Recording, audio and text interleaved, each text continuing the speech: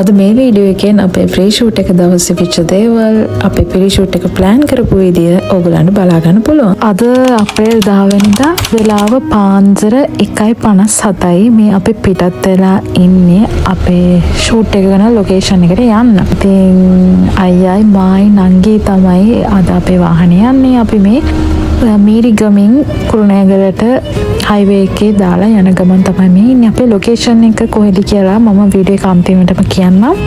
පාන්දර වැඩි වාහනත් ඇති නිසා අපිට 4:10 විතර වෙද්දී අපේ ලොකේෂන් එකට එන්න පුළුවන් වුණා.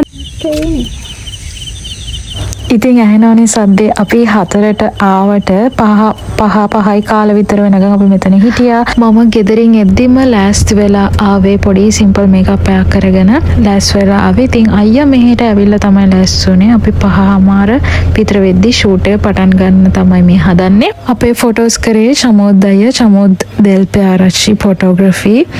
ඒත් එක්කම අපේ වීඩියෝ එක කරේ ජනිත් අයියා, ජේ ස්ටෝරි වෙඩින් ෆිල්ම්ස්. ඉතින් ඒ දෙන්නට තමයි අපි බාර දුන්නේ අපේ වැඩේ අපේ දවස ලස්සනට අරගෙන කැප්චර් කරලා දෙන්න.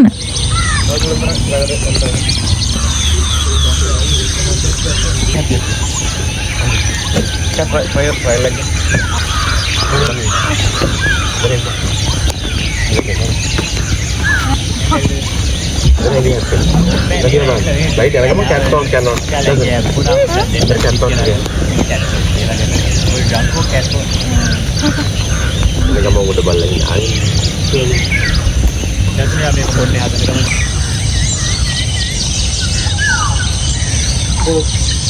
Tahu tu.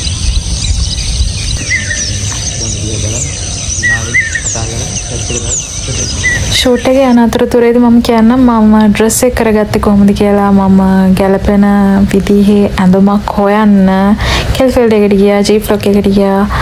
ඒත් එක්කම එක එක ෆිට ඔන් කරලා බැලුවා. තිබුණා ඉතින් ඒ ගැලපෙන ඒවා. හැබැයි මම හිතුවා මටම ගැලපෙන එකක්, අපේ වැඩේට ගැලපෙන එකක් මහ ගන්නවා කියලා.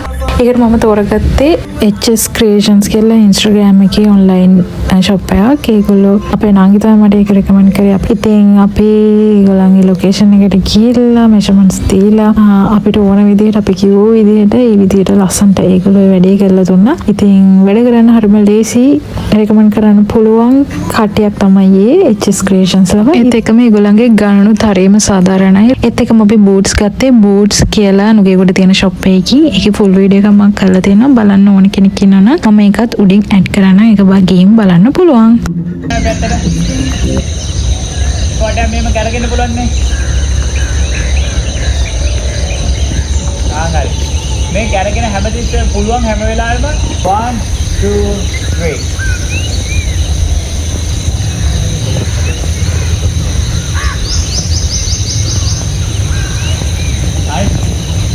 මේ ලොකේෂන් එකට මම මාරම කැමති වුණා. හරිම ලස්සනයි. ඔයගලන්ට පේනවා ඇති.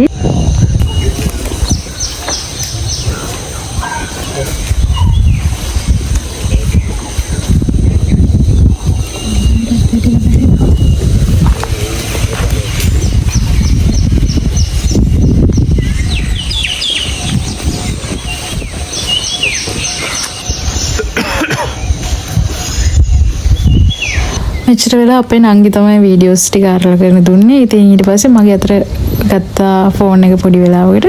ඒ වෙලාවේ තමයි වීඩියෝස් ටික ගත්තේ. ඉතින් මම විශේෂයෙන් කියන්න ඕනේ චමෝද් අයියා ගැනයි, ජනිත අයියා ගැනයි. ඉතින් ඒගොල්ලොත් එක්ක වැඩ කරන්න මාරම ලේසි. ඒගොල්ලෝ වැඩේ කරන වෙලාවේදී මාරම කැපවීමෙන්, උනන්දුවෙන් ඒ වැඩේ වැඩක් විදියට හරිම ලස්සනට පිළිවෙලට කරනවා. හරිම පිළිවෙලයි විශේෂයෙන්. සහ ආසයි ඇත්තට මේගොල්ලොත් එක්ක වැඩ කරන්න. ඒත් ඒකම දැන් අපි ගත්තොත් අපි ලස්සන පෝසස් වලට ඉන්න තේරෙන්නේ නැහැ. ඉතින් එහෙම ප්‍රශ්න තියෙනවනේ. ඉතින් අපේ කරන පිස්සු වැඩත් හරිම ඉවසීමෙන් බලාගෙන ඉඳලා අපි හරියට ගයිඩ් කරනවා. ඉතින් මම හිතනවා මට ඕනෙම කෙනෙක්ට මෙයා හොඳයි කියලා රෙකමන්ඩ් කරන්න පුළුවන් කෙනෙක් ජනිත් අයියා සහ චමෝද් අයියා දෙන්නම.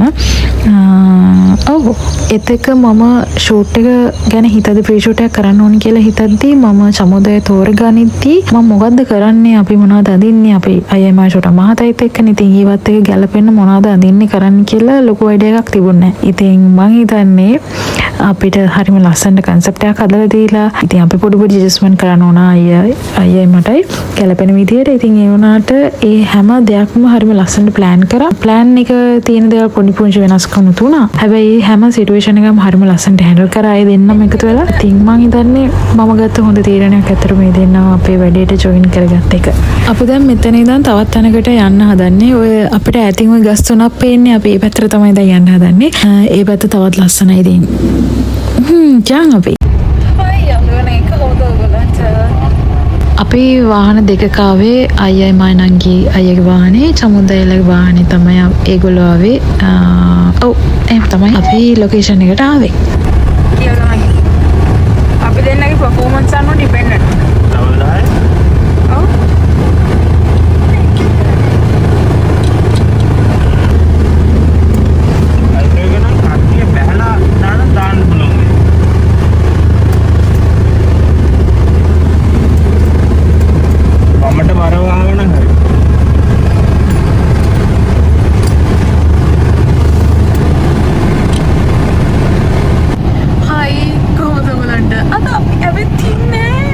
අපි ඇවිත් ඉන්නේ තෙරදෙනියට. මේ විදිහට තමයි Google එකේ නම් පෙන්වන්නේ ලොකේෂන් එක. ඉතින් හරිම ලස්සනයි තැන.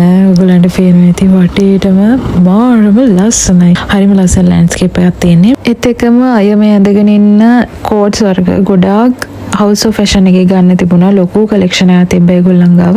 හැබැයි අවසනාවට අයගේ සයිස් එකත් එක අපිට ටිකක් හොයාගන්න අමාරු වුණා. ඒත් එකම අපි ටිකක් බැලුවා. ටිකක් අර දිගට තියෙන ටිකක් ඕල්ඩ් ෆැෂන් එකට කෝට් එකක්. හැබැයි ඒකත් අපිට හොයාගන්න අමාරු වෙච්ච නිසා අපි මේක ගත්තා. මේක සහ අයගේ ෆුල් අවුට්ෆිට්ස් අපි ගත්තේ ඔඩෙල් එකෙන්. ඒ ටික නම් හරිම ලස්සනට තිබුණා එයාට. ඒත් එකම තමයි ෆ්‍රී ෂූට් එකේදී කට්ටිය ගොඩක් ඩ්‍රෙස් චේන්ජ් කරලා ෂූට්ස් කරනවානේ. ඉතින් අපි මෙතනදී එහෙම එකක් කරේ නැහැ. කරේ මෙතන ලොකේෂන් එක තනින් තන වෙනස් කරලා සහ එක එක ප්‍රොප්ස් යූස් කරලා අපි එක එක ෂොට්ස් ටිකක් ගන්න එක තමයි කරේ. ඉතින් අපිට පික්නික් එකකට අදාළ ෂොට්ස් ටිකක් ගන්නත් තිබුණා. ඒකට අදාළ ප්‍රොප්ස් විදිහට මම බ්ලැන්කට් එක කියන්නේ පික්නික් බ්ලැන්කට් එක, ඊළඟට ස්කාර්ෆ් එක, ඊළඟට මට අවශ්‍ය වුණා ඩේස් ෆ්ලවර්ස්. ඉතින් ඒක ලංකාවේ හොයාගන්න ටිකක් අමාරු හින්දා මම ආටිෆිෂල් ෆ්ලවර්ස් ටිකක් ඔන්ලයින් ඕඩර් කරා ටෙමු එකෙන්. ඉතින් ඒ ටික මට ගැලපෙන විදිහට ඇවිල්ලා තිබුණා. ඒත් එක්කම ලෙමන් හොයාගන්න අපි සෑහෙන try කරා. අන්තිම මොහොතේ තාත්තා මට ටිකක් හොයලා දුන්නා. හැබැයි ඒක චුට්ටක් වැඩේට ගැලපෙන්නේ නැති වෙයි කියලා මම ඔරෙන්ජ් ටිකකුත් ගත්තා.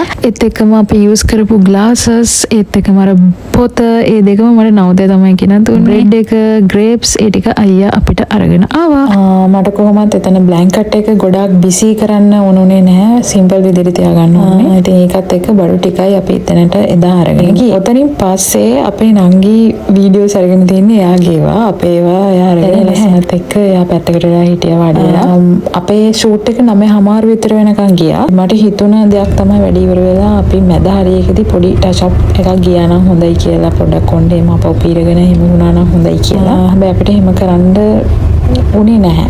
උනේ නැහැ කියන්නේ ඒකට උනන්දුවක් තිබුණේ නැහැ. ඉතින් එහෙම කරන්න තිබ්බනම් තව ටිකක් හොඳයි. ඒ වගේම තමයි මම සෑහෙන ආසාවෙන් හිටියා ලස්සන ෆ්‍රී ෂූට් එකක් කරන්න. මොකද ගොඩක් ක්‍රියේටිව් දෙයක් කරන්න ටික වෙනස් දෙයක්කට ඒත් එක්ක මම සාමාන්‍ය වෙලිනියා ප්ලෑන් කරන්න කලින් ඉඳන්ම ලස්සන වීඩියෝස් දැක්කොත් ෆොටෝස් දැක්කොත් ටැග් ගාලා සේව් කරගන්නවා. ඒගොල්ලන්ට කතා කරලා පැකේජස් කොහොමද කියලා අහන ලොකේෂන් අහන වගේ පිස්සුවක් මට තිබ්බා. ඉතින් එහෙම බලලා අන්තිමට හිතලා තමයි චමුද්දයිව තෝරගත්තේ. චමුද්දයිව තෝරගත්තට පස්සේ තමයි ෆොටෝග්‍රාෆර්, වීඩියෝග්‍රාෆර් ජනිත්ව තෝරගත්තේ. ජනිතය එක්කම සාමාන්‍යයෙන් අපි ෆ්‍රී ෂූට් එකක් කරන්න මම නම් ආසාවෙන් කරාට මේකට ඇත්තටම හේතුවක් තියෙනවා. දැන් අපි වෙඩින් එක දවසේ අපේ ලස්සන ෆොටෝස් ගන්න කලින් අපිට ෆොටෝග්‍රාෆර්, වීඩියෝග්‍රාෆර් පොඩක් හුරු වෙන්න, ෆැමිලිය වෙන්න වගේ තමයි අපි මේ ෆ්‍රී ෂූට් එක සාමාන්‍යයෙන් ප්ලෑන් කරන්නේ. කියන්නේ අපි කැමරාව වලට බයයි නම් අපේ පෝසස්, අපේ ලස්සන පැති, අපි කොයි පැත්තට hina වෙද්දිද ලස්සනන්නේ, ඒ වගේ දේවල් අපේ ෆොටෝග්‍රාෆර්ට, වීඩියෝග්‍රාෆර්ට අඳුර ගන්න ෂූට් එක ප්ලෑන් කරන සාමාන්‍යයෙන් එහෙම තමයි. ඒකේ හරි අරමුණ.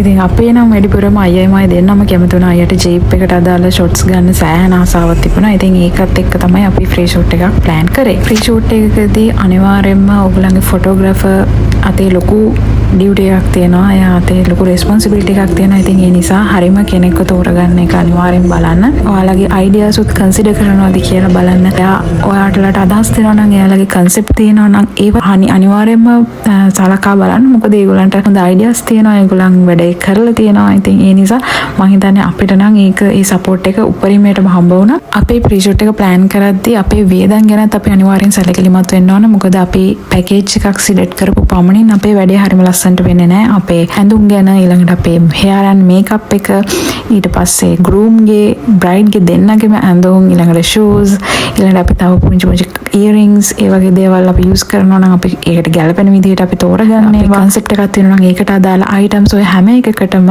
පුංචි වියදම් අපිට එකතු වෙනවා. ඉතින් ඒවත් එක්ක බලලා ඔයාලගේ ප්‍රීෂුට් එක ප්ලෑන් කරගන්න අනිවාර්යයෙන්. අපි තෝරගන්න ලොකේෂන් එක ළඟ තැනක් හෝ වේවා දුර තැනක් හෝ වේවා අපි ඒ තැනට වෙලාවට යන්නේ කොහොමද, අපි ෆොටෝ ෂූට් එක ස්ටාර්ට් කරන්නේ කොයි වෙලාවටද කියන හැමෝගෙම ඔළුවේ අයිඩියා එකක් තියෙන්න ඕනේ. එතකොට තමයි අපේ ප්ලෑන් එක ලස්සනට වෙන්නේ. ඒත් එක්කම තමයි අපේ ලොකේෂන් මිෂන් ගන්න ඕන නම් අපි ඒවත් කලින්ම කතා කරලා හොයලා බලලා ඊට වැඩි ටික කරගන්න. ඒ වගේම තමයි එදා උදේට වැස්සොත් ඒ වගේ හදිසි ප්‍රශ්නයක් ආවොත් අපි කොහොමද ඒ වැඩි මැනේජ් කරන්න කියන එකත් අයිඩියා එකක් තියෙන්න ඕනේ කියලා මම හිතනවා. සාමාන්‍යයෙන් ඩ්‍රෝන්ස් එහෙම පාවිච්චි කරනවා අනිවාර්යෙන් පර්මිෂන්ස් ගන්න ඕනේ. ඒකට ඒව ගැනත් අපි අනිවාර්යයෙන්ම කලින් හිතන්න වෙනවා. මම කරපු දෙයක් තමයි අපි චෙක් ලිස්ට් එකක් මේන්ටේන් කරා. හැමතිස්සෙම ෂූට් එක ප්ලෑන් කරන්න පටන් ගත්ත තැන ඉඳලා මොනවා හරි මතක් වෙන දෙයක් තිබ්බොත් අනිවාර්යෙන් නෝට් ඩවුන් කරගන්නවා. නෝට් ඩවුන් කරගෙන අපි යන්න ලෑස්ති වෙන කලින් දවසේ ඒ ටික ඔක්කොම චෙක් කරලා බලලා ඕන කරන දේවල් ගත්තද කියන එක අනිවාර්යෙන් කන්ෆර්ම් කරගන්න.